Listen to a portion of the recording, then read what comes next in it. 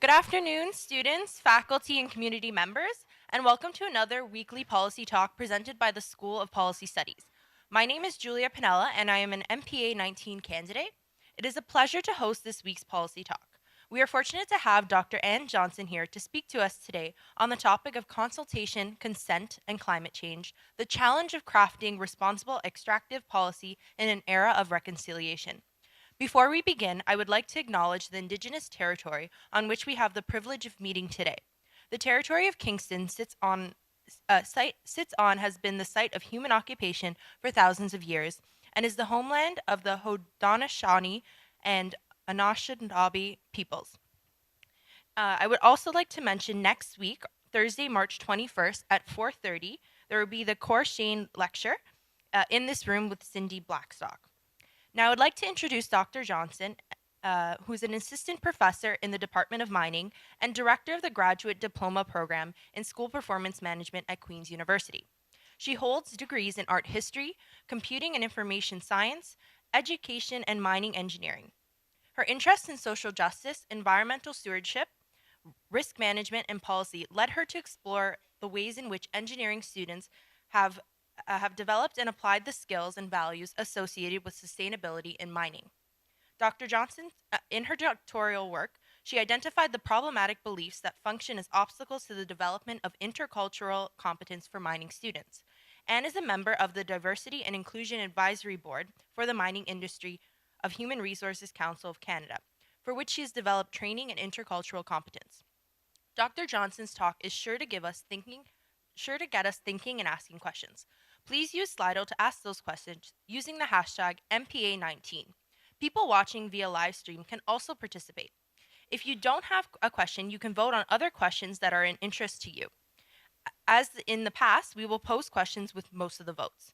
We will also take a few questions live from the crowd. So please join me in welcoming Dr. Ann Johnson.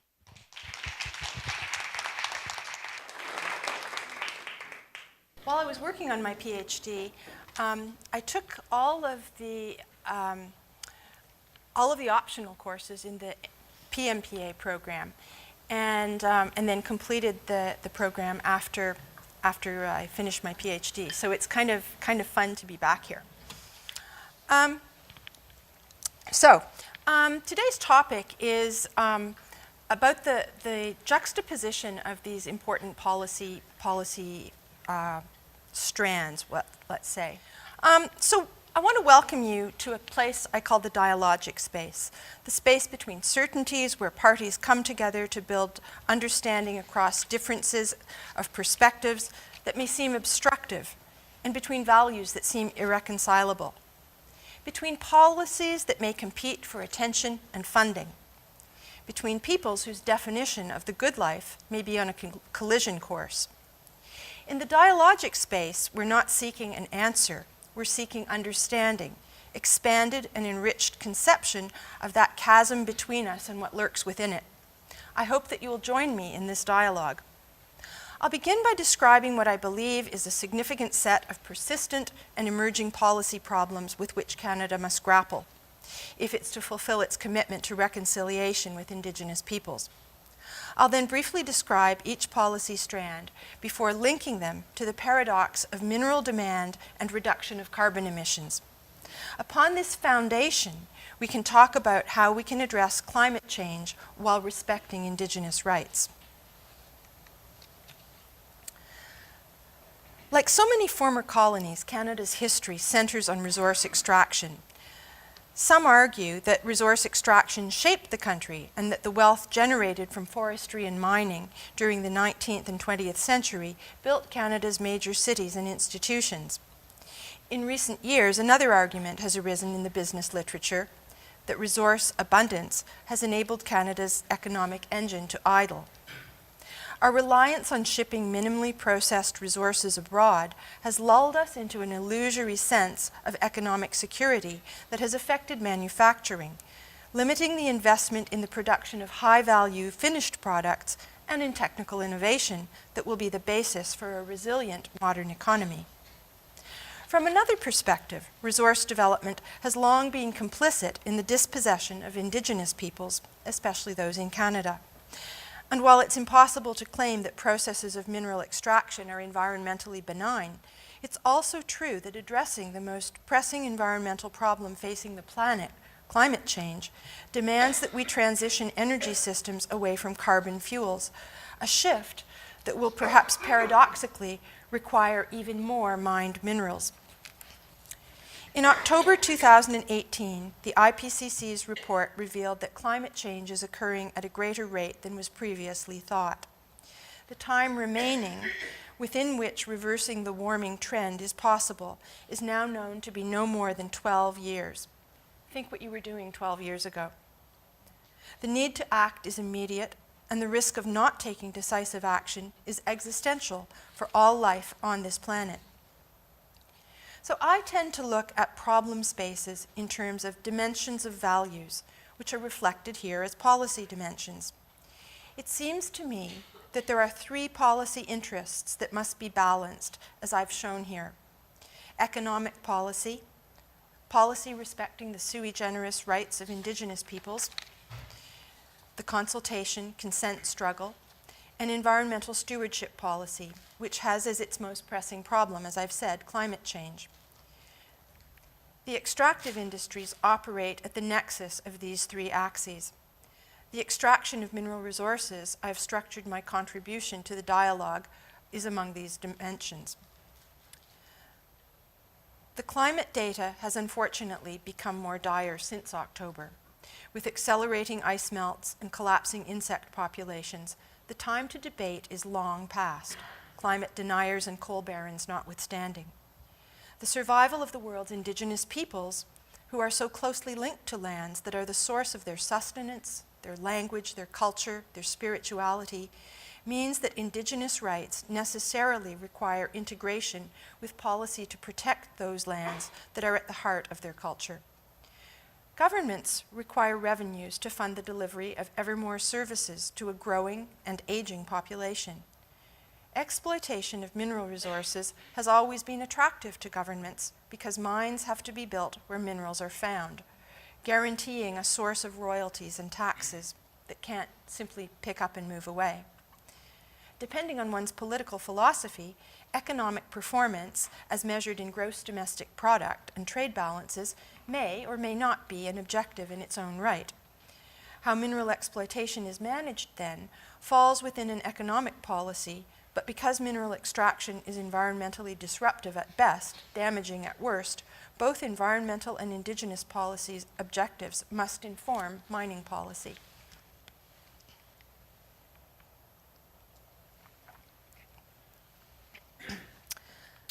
Mining, then, is central to many of the most pressing issues faced by governments, and for a country like Canada, in which natural resources remain disproportionately weighted, the economy, the development of a responsible mining policy is a profoundly complex problem that defies departmental boundaries. Many of you will be familiar with the term integrated policy to denote those areas where policy departments must be coordinated in order to realize results. I think of integrated policy approaches as technocratic and reliant on vast quantities of data as the driver of policy. In fact, the emergence of the term evidence-based policy confirms this.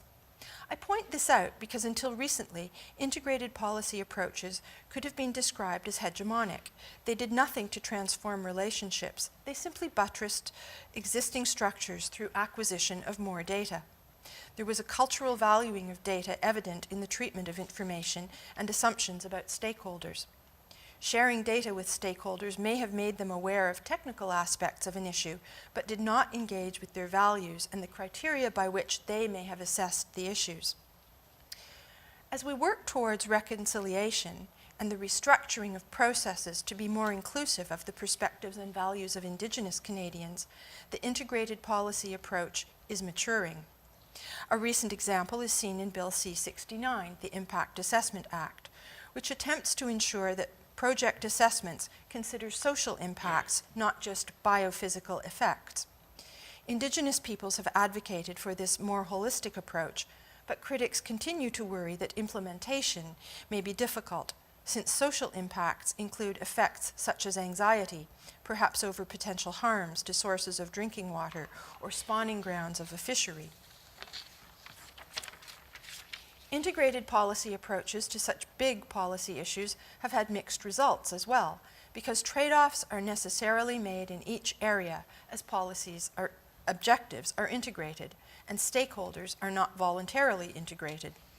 Yet in the case of impact assessment, there is a recognition of Indigenous approaches to policy, and that, I think, bodes well when Indigenous people in Canada are demanding a reset of the relationship with the Crown. In this setting, what does a responsible extractive policy look like, and how would we get there? We could call mining a wicked problem. Rittel and Weber described the term wicked problem in 1973 to describe problems that defy solution by traditional, that is, linear and statistical methods, in which terms of policy involve both complex technological and multifactorial social dimensions. Stakeholders, again. As we seek to integrate more policy dimensions, the problems could be said to become even more wicked. The problem space for wicked problems, that's the space between knowns, is large and often unbounded. This is due to a lack of accurate and reliable data to support technical decisions, and a diversity of mutable perspectives among stakeholder groups. Thus, modeling and simulation are unhelpful in developing optimal solutions. Accordingly, the solution space is similarly large, but not particularly attractive. It consists of approximations and approaches that may solve some problems at the expense of others, with a suite of possible permutations that will never completely satisfy the many stakeholders to the policy decision at hand. Approaches that are acceptable, perhaps not ideal, but acceptable, remain elusive. And just so you know, the term policy wickedness has fallen by the wayside for describing policy problems. But because this talk is about mining policy, and I know it's a divisive topic, I thought it was appropriate to introduce it. And I know some of you think mining is evil. So now for the next thread. The extractive industries in the Canadian economy. Canada, as I've said, is still a resource economy. This country is fortunate to have an abundant supply of valuable minerals in many classes, and I've shown the classes and the minerals that Canada possesses on this slide. And you'll see there's quite a variety of them. I draw your attention to the very last line, quarried minerals. I think many people, when they think of mining, forget about the fact that we also quarry large amounts of stone for the making of concrete, sand and other aggregates for roads. There are three things I'd like you to keep in mind about mineral resources as we try to work towards conceptualizing a responsible mineral policy. The first is that every one of us, even the most frugal, environmentally responsible among us, consume a vast amount of minerals each year. The United States Geological Survey reports that each person in the US, now I know Canadians are a little less we don't use quite as much as Americans. But each person is responsible for the consumption of 38,000 pounds of minerals each year. And that includes nearly 10,000 pounds of stone and another 7,000 pounds of sand and gravel, with the rest coming from these assorted minerals at the top. That's huge. That's every one of us. The second thing I'd like you to keep in mind is that minerals exist in very low concentrations in rock. To produce an ounce of copper, for example, some 99 ounces of waste rock or tailings will be left. The minerals in my little phone here probably left a pile of waste rock greater than the size of a garage. Okay? So think about that. Small amounts of finished product minerals create vast piles of waste. And we're all complicit in this. If we use any modern materials, if we live in cities, if we travel to and from rural homes, if we live off-grid, we're all complicit. And the third thing I'd like you to consider is that most new deposits are of low grade, and they're located in remote areas that are very often the traditional territories of Indigenous peoples. So please keep these three things in mind as we go through the rest of the presentation. With the exception of the mineral uranium, and the Northern Territories, mining policy is a provincial matter. Looking at the statistics on this slide from 2017, it's easy to appreciate why governments encourage mining and other extractive activities. The minerals industries are economically extremely important for governments. And since Confederation, policy has encouraged prospecting on Crown lands which were not officially acknowledged to be the traditional territories of Indigenous peoples until the last few years. So I think you can see here the role of minerals in the Canadian economy. I'll just briefly show you this slide if you're not familiar with Section 35 of the 1982 Charter of Rights and Freedoms. Section 35 defines Aboriginal rights. It doesn't actually instantiate them. The instantiation has come since 1982 through decisions delivered by the Supreme Court of Canada. When this section was added to the Charter of Rights and Freedoms, it was under duress. The government of the day was not keen to add this clause. But Indigenous activists were successful. They appealed to the Crown in Britain, persuading them that they should not allow repatriation of the Constitution until this was included. And I think they were successful, possibly because of the Royal Proclamation and Britain's traditional respect for the rights of Indigenous people. So these are the terms of Section 35, and this is where current conceptions of Indigenous rights in Canada derive from. So as I've said, the sort of the meat of the duty to consult and what it means has come out of decisions reached at the Supreme Court. This slide shows an excerpt from the decision delivered in the case of Delgamuukw, one of the Wet'suwet'en people in 1997. This decision was important because it advanced a definition of Aboriginal title and the duty to consult. And it said that the content of Aboriginal title contains an inherent limit in that lands so held cannot be used in a manner that's irreconcilable with the nature of the claimant's attachment to those lands. And this inherent limit arises because the relationship of an Aboriginal community with its land should not be prevented from continuing into the future.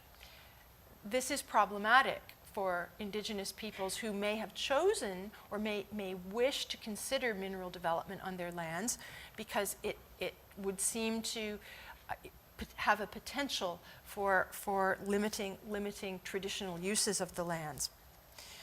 What's also important in the Delgamuukw decision is the notion that compensation has to be offered when the use of lands is going to impair that ability to use the lands for traditional purposes.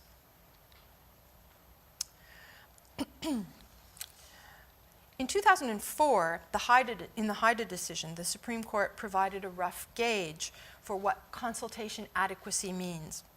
As you see here, the court says that the extent of consultation is a function of both the strength of claim, so explicitly accommodating the fact that most claims have not yet been proven in the very long claims process. Previous decisions at lower levels of court had not recognized claims if they hadn't been proven, and that made most of them simply ignored. And the seriousness of potential impacts to the land itself and to the effect on title. Many Indigenous leaders argue that the lack of a fixed standard for consultation puts their rights at greater risk, but I'm not actually so sure about that. Every location is ecologically unique and project technology evolves. So I would worry that a prescriptive consultation regime might not achieve the effects that are hoped for. Nonetheless, consultation, as currently conceived, has often failed to provide a platform and appropriately address the concerns of Indigenous peoples affected. The right to consultation is quite powerful, but where failed attempts are challenged in court, it can be seen that governments have approached their duty to consult as a compliance box to be ticked on the way to the generation of material wealth. I suggest that the problem for Indigenous peoples is less the right to consultation than it is about the narrow and colonial mindset of those doing the consulting. When 144 states signed the United Nations Declaration on the Rights of Indigenous Peoples in 2007, we also refer to this as UNDRIP, after several decades of work by academic experts, policymakers, and Indigenous leaders, the unique rights of Indigenous peoples were finally articulated and given recognition in international law.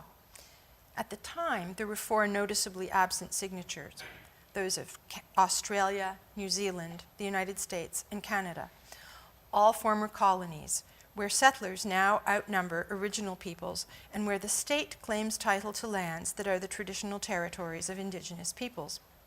Although by 2010 all had signed, Canada's endorsement was lukewarm and came with caveats.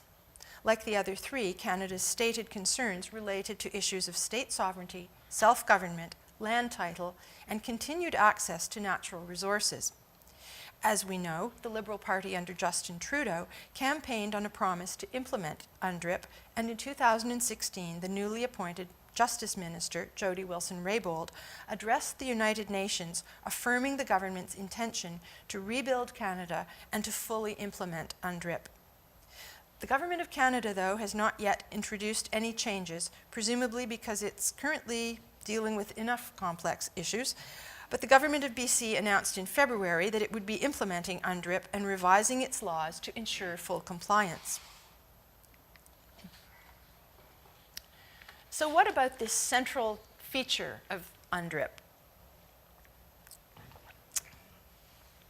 I think we can agree that consent would seem to bestow a higher standard of agency than does consultation, even as informed by even as informed by the instantiating Supreme Court decisions of the past 15 years. Much of the discussion, debate, and hope around UNDRIP is its use of the term free, prior, and informed consent. Indigenous scholars and leaders assert that consent means that Indigenous peoples should have full authority over their territories, including the right to veto resource projects. Indeed, this would be consistent with assertions of sovereignty or the recognition of nationhood. I'm not certain, though, that UNDRIP actually supports this aspiration. The references to free, prior, and informed consent, FPIC, are specific and limited within the 46 articles. Article 8, shown here, protects culture, but says in 2b that states shall provide mechanisms to prevent or provide redress for actions that may deprive Indigenous peoples of their lands and resources. This statement suggests that withholding of consent is not equated with a veto in UNDRIP.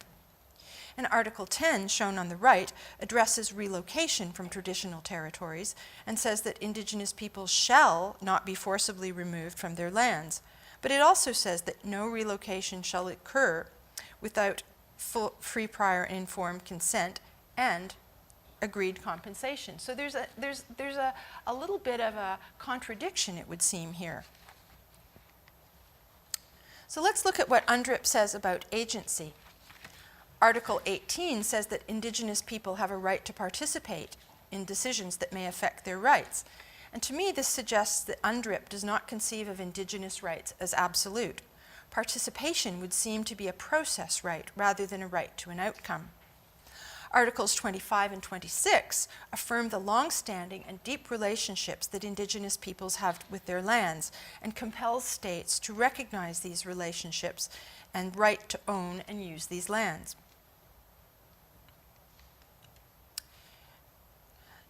A close reading of all of UNDRIP's 46 articles suggests that there is no promise of a right of veto.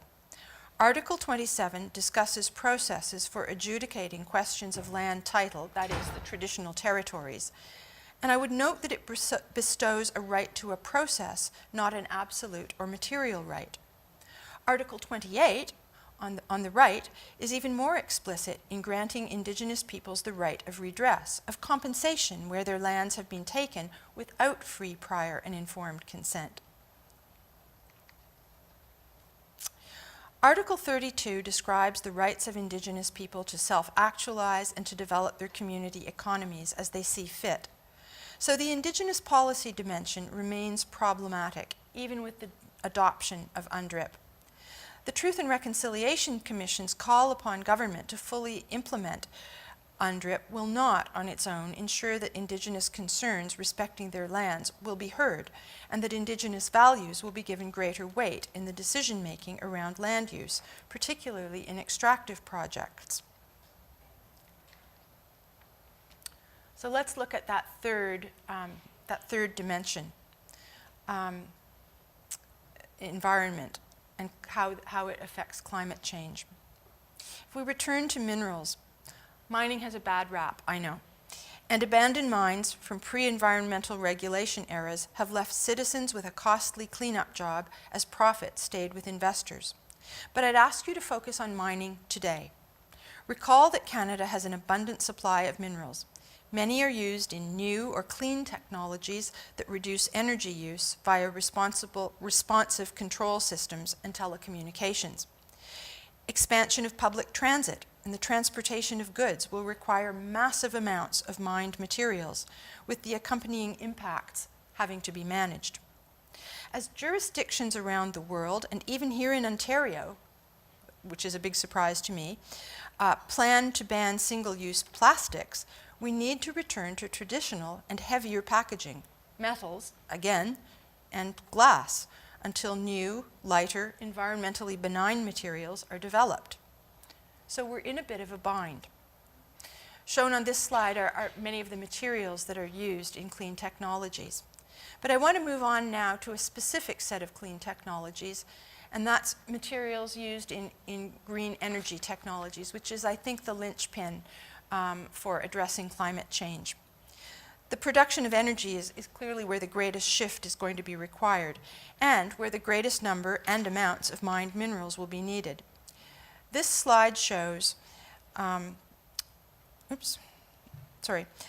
large number of minerals required for different energy technologies that will need to be deployed quickly and widely if we are to move away from fossil fuels, and if we move towards hybrid and electric vehicles. Consider wind, for example. This photo shows the Siemens Mark II wind turbine, the type installed on Wolf Island. On the right is a list of the material composition of a single turbine. This is a single wind turbine, okay? So your clean energy comes at a significant cost in terms of extraction. Look down at the bottom, 1,200 tons of reinforced concrete. So that's made up of steel, quarried sand, and aggregate. Look up here where it says 75 kilograms of neodymium in geared drives. These are the older windmills where there's a moving part. In direct drive motors, the need for neodymium, which is a rare earth metal, is even greater. And we haven't even talked about storing this energy and the need for metals for massive batteries. All right, 16, all right. So, we have an ethical dilemma. Reconciliation and reduction of CO2, which is it going to be? I've added one more quote here from UNDRIP. This comes from the beginning in the sort of preamble. In the exercise of rights enunciated in the present declaration, human rights and fundamental freedoms of all shall be respected. The exercise of the rights set forth in this declaration shall be subject only to such limitations as are determined by law. by international human rights obligations. Any such limitations shall be non-discriminatory and strictly necessary solely for the purpose of securing due recognition and respect for the rights and freedoms of others and for meeting, and this is what I think is the most important line in the whole of UNDRIP, and for meeting the just and most compelling requirements of a democratic society. So I think this is far more powerful than consent. Oops, sorry. To this point, I've described our problem space, technical complexities, a crisis of an increasingly approaching horizon, and an array of diverse stakeholders and rights holders whose conception of the root causes and desired objectives appear incompatible. The problem space is complicated by a global history of colonization and dispossession. The ethical dimension of mineral extraction and its impacts upon Indigenous land rights can no longer be minimized. Indigenous lands will play a role in reducing our use of carbon.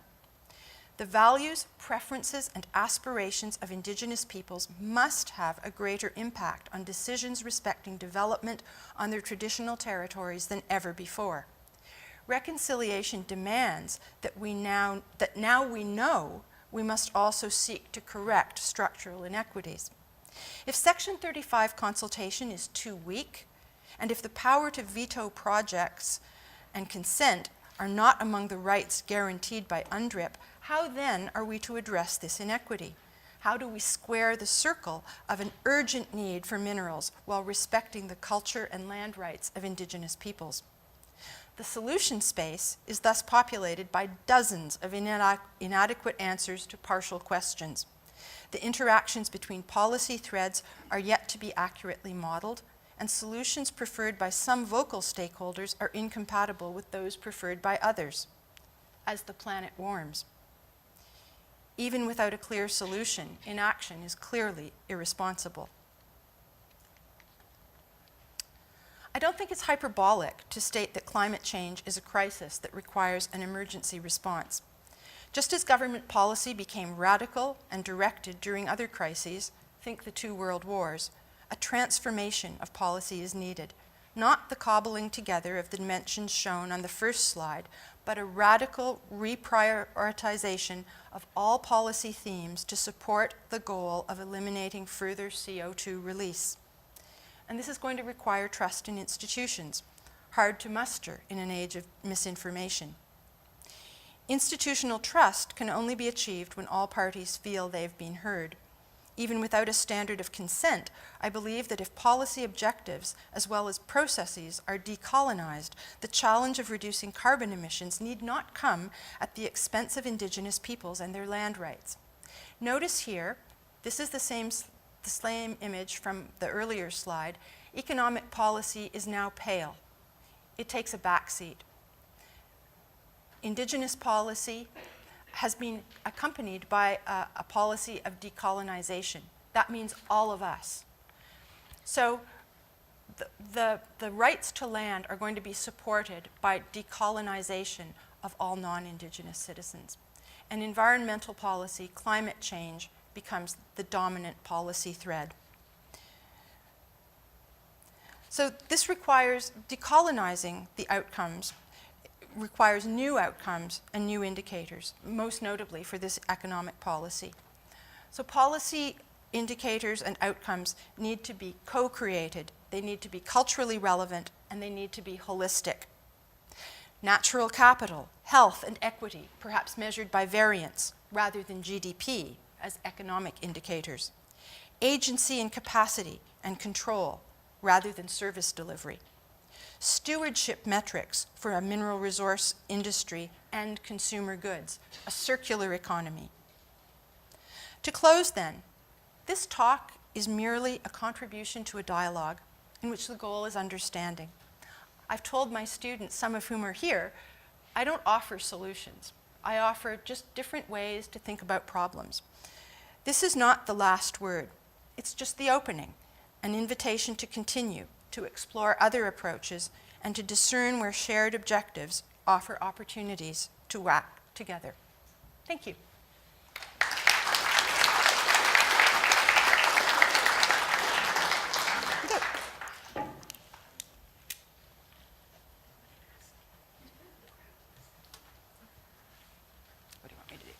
So that was an amazing talk. Thank you so much. So I'd like to direct any questions to the crowd first, and then we'll move on to Slido.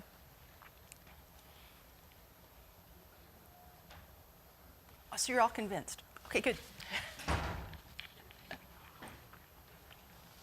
have a question. And thank you very much. I've got this. I've got this. Great. I used to work with Dan in the mining department. You mentioned that BC is looking at implementing the United Nations Declaration. Where does Ontario stand on that? I'm not sure. Something is in the works because I have a call in from someone in the media about something happening in the Ring of Fire today. So I'm going to have to run back and read what's happening. I mean, when Doug Ford said that he would personally drive the bulldozer to get projects going, I don't think he did a lot to build trust. So. Well, I wanted to mention that I own and manage a small mineral project in southeastern Ontario, a couple hours from Kingston. And I work with the Algonquin regularly, formal meeting once a year, and meet through internet regularly. And it's been made clear to me that if I don't satisfy them, I will not get a permit. So I feel vetoes in the room, and I don't know where the law comes from, but I certainly feel it interpersonally. So that's just an interesting experience, because I did ask, I want to know, I wanted to stop basically if I wasn't going to be encouraged to go. But I was encouraged to go by them. I got a letter from them to keep going.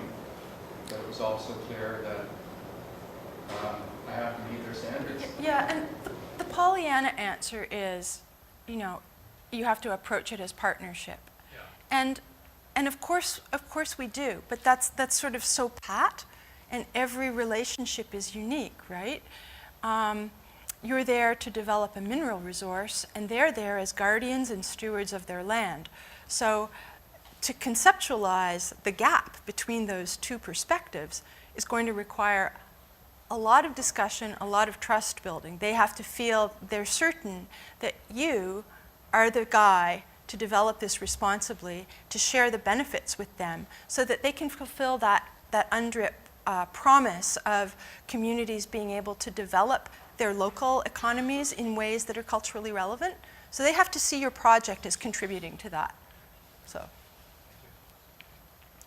I'll direct the question to Slido. Okay. Did you want to come on this side, or are you comfortable I don't there? know. Where should I be? Wherever you feel. Where should I be? So one of the first questions on Slido is, what are the relevant factors for something to be considered responsible mining and extraction? Okay. So my colleague, Heather Jameson from the Geology Department is here today. Heather's specialty is geochemistry. So she makes sure that mine waste is properly treated so that it doesn't have deleterious effects on water supplies. And I think our concern, the question of water is going to become ever more relevant. As the climate, not only is water essential for life, and it's in limited supplies of fresh water, but as the climate warms, there's going to be even less. So competition for water is going to be significant. Responsible mining is something that universities that have mining departments are always researching. How can we develop process of extraction that disrupt land as little as possible? How do we develop processes that use as few harmful chemicals as possible? How can we? Mining uses a huge amount of energy just to extract minerals, to ventilate underground mines, to drive the heavy equipment that extracts the materials. To crushers use vast amounts of electricity. Research is all about reducing the energy needs of the mining process itself. And of course, those things shake down and lessen the impacts. And of course, managing tailings. And we all know about tailings dams collapse. The most recent collapses in Brazil used a method that is not supported by the Dam Association. But that doesn't mean that human error and error that is driven by cost cutting perhaps, taking chances. That happens in every industry. In mining, because projects are massive, the errors have massive effects. Thank you. And the second question is, what is a realistic timeline of really seeing change given the current policies in place? Change on what dimension? I wonder who that was from. I'm not sure whether we mean change in Indigenous policy and environmental policy. Certainly, I'd like to see policy directed at addressing climate change take place maybe 10 years ago. So immediately would be good. I don't know. I speak as a parent here, like immediately. So what can we do to limit our mineral use? Okay, that's a really good question. Indigenous people base their economies on enough. And I think we need to start thinking about enough. Economists tell us that we need perpetual growth, and we see small companies taken over by other companies in a quest for growing markets. And I think we have to. I mean, it's taken as a given that that's what drives the economy. But I think maybe that paradigm needs to be just shaken up and rebuilt, because there aren't enough natural resources, renewable and non-renewable, on this planet to support endless growth. So what can we do? Okay, we can say we can be more realistic about what's sufficient. You know, we've done a lot of, the millennial generation has done a lot to move away from stuff, right? I mean, music is now stored on the cloud. The big thing was moving music onto smaller and smaller pieces of magnetic material, and finally onto your phone, and now it's in the cloud. But storage in the cloud uses vast amounts of energy too. So there's no real, I mean, you have a footprint, right? Like if you walk, you have a footprint. Doesn't matter. The biggest thing is not to load yourself up with stuff and make that footprint heavier. I mean, that's the best analogy I can give you.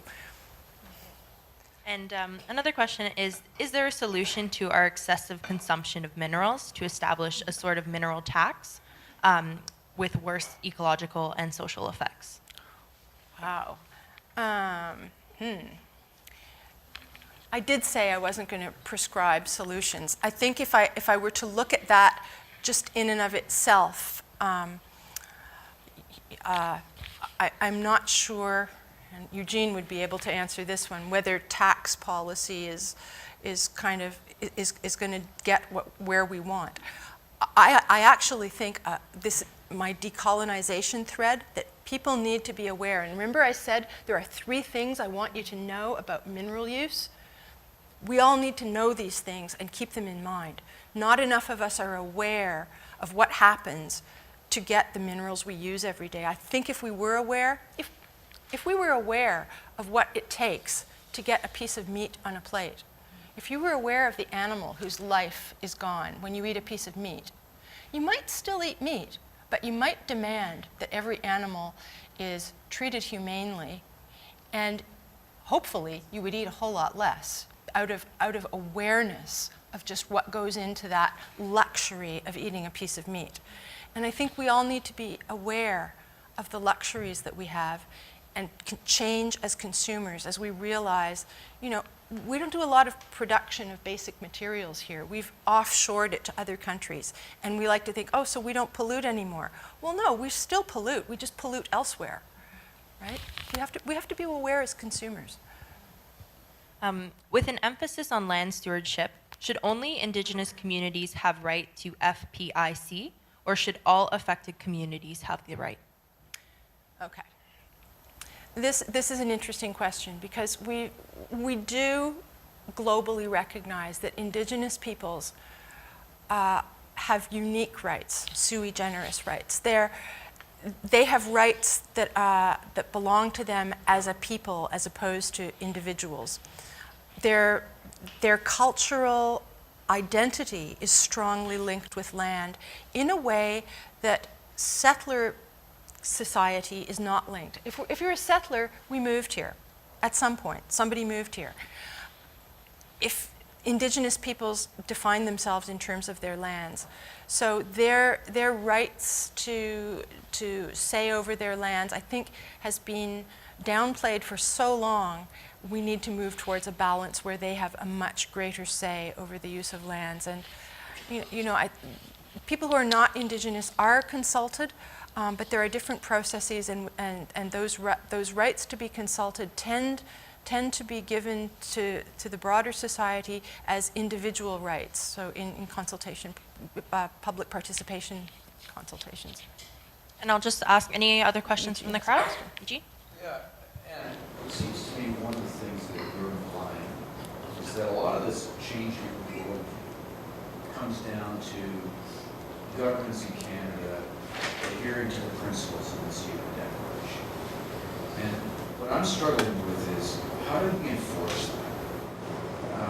Canadian governments and governments in lots of countries since the end of the Second World War signed on to various things. There's no intention of ever adhering to it. Declarations, principles, even treaties. Yeah. 15 or so years ago, Canada was one of the authors of the UN, something called the responsibility to protect. And anytime in discussions at the UN come up about invoking the responsibility to protect, Canada leaves the room. So, short of amending the Constitution of Canada to enshrine principles from the UN Declaration on Indigenous peoples, how do we translate that into action here in Canada? Well, you're right. Of course, declarations, international law is typically not binding on states. And so how do we enforce those principles? And I mean, even that, to enforce a principle, you can't really do it. It does require a change in mindset. And I think that's why my last slide was a bit of a joke. I didn't show it. I had a picture of Rosie the Riveter and the "We Can Do It" slogan. Because I think that sort of exemplifies the idea of coming together in a common cause. And I don't think that fighting climate change is antithetical to Indigenous values. So I don't think there is a need, and I'm going off topic a little bit, and I apologize. My children will tell you I do that all the time, and it's annoying. I think in terms of amending the Constitution, I don't see that there's a change needed, because I don't think UNDRIP is actually, I don't think it contradicts anything that's in our Constitution. I do think laws need to be made. So the proposed Bill C-69, the Impact Assessment Act, begins to look at things more holistically. So yeah, as I say, some legislative changes. They don't promise things in stone like a constitution does, but yeah. I'm just wondering your thoughts on the trend that we're seeing of Canadian mining companies operating more and more abroad, and that we're actually seeing a decline in Canadian mining in Canada. Right. Okay. That's because that's where the deposits are. Miners chase deposits. But also the cost of mining and the cost of employees are less abroad. Yes, but that's, I think that's certainly true, but I could be wrong on this. My sense from talking to colleagues, because this mineral economics is not my area of expertise, my sense from colleagues is that, and Jim may know, is that the easy to extract deposits here have largely been developed. And in countries where there has been less industrial mineral development, there are deposits that are of higher grade and thus more economical to extract. Would you say that's correct, Jim? Yes, I think it's true that exploration, say your target is nickel, look everywhere in the world for nickel, and you'll rank your exploration targets by economics, politics, social. Yeah, and, the stability. But Canada hasn't, I would argue Canada has got still a lot of land left that has not been adequately explored. I'm an exploration person in the Northwest Territories and Nunavut. And it's because I know the costs up there to operate are 3 times what they are in down here. Yeah. So that's partly why there's been resistance. But And there's also the question of which mineral, right? I mean, we mine in the Congo, different places which are really troubled states, are also home to some of the rare earths that are needed in modern technologies. So it's not just the quality of the deposits, but it's of the mineral that's needed and demand for that mineral. I think that's fair. Just a comment. Interestingly, last year, 50% of all mineral exploration spending was actually here in Canada globally. So in actual fact, Canada is probably the most attractive jurisdiction at the moment for mineral exploration companies. A large part of that is because of legal tenure. Yeah. And one of the challenges for a lot of the restriction on the use of materials is, aren't you posting the door at the horse's bolting? The people who are going to be most affected by a reduction in consumption are actually in developing countries. Yeah. And a very common argument against taxation of mineral products, against trying to curtail mineral consumption, such as in the Paris Treaty, for example, is actually they are denying developing countries from becoming more developed. So the paradox is, unfortunately, that the people who will most benefit from mineral extraction are the ones who are going to be most limited by if the rules on climate change go through or are adopted by their nations.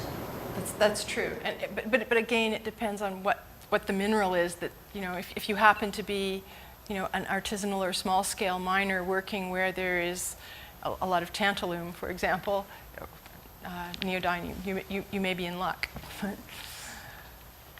they don't process the tantalum, they process the mineral. Exactly. And they are exploiting themselves. Exactly. Because And that exploitation of miners has been going on since Agricola wrote De Re Metallica in the 1500s. So the problems are perennial.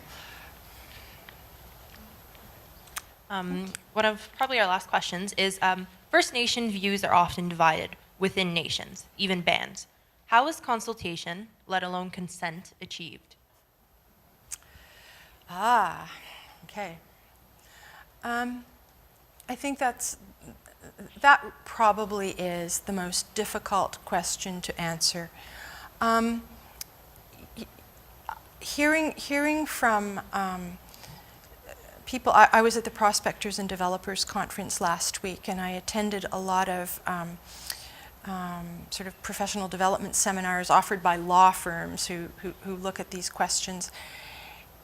And really, the best advice, and of course it's only advice, it's not fixed answers. I did promise you there are no fixed, you can count on this 100% answers here, is the quality of relationships, the development of processes that are seen to be fair. So, you may not get the outcome that you want, but if a community sees that the process was fair and their view was heard, you could probably make a legal argument that is sufficient to class as having consulted appropriately, and whether or not you obtain consent, if that consultation was aimed at getting consent, then you could probably say your consultation was adequate. You won't be able to get complete agreement in any community because we're people, we're humans, and we don't agree with each other. Okay. So we'll have another question. I'm going to skip this one because I really liked it. How do you use traditional Indigenous knowledge to mitigate the impact of mining? It's that's a really good question, because it's now standard practice to work with communities to learn from them about their knowledge of land before development plans are finalized. It's a requirement of all members of the Mining Association of Canada. It's best practice guidelines from the International Council of Mining and Metals. It's best practice required by the International Finance Corporation. There are numerous government and financial instruments that operationalize that requirement, that best practice of consulting with communities to look at incorporate traditional knowledge in assessment of land impacts. And I think the Impact Assessment Act is going to help with that, because one of the problems with the way projects are permitted right now is that they're permitted on an individual basis, so in a vacuum. So if I'm building a mine, the impacts of my mine are looked at just in and of themselves, just like there's a wall around it. But if there's a mine over here and there's a mine over here, the sort of cumulative stresses or past mining, the cumulative stresses are not measured or accommodated or accounted for right now. And that's really important that we begin to do that, because that's where the sort of impacts on communities are going to be really, really experienced. And of course, traditional knowledge can tell us about how those impacts will be experienced. Well, thank you so much. Can we have a round of applause for Dr. Jones? Thank you.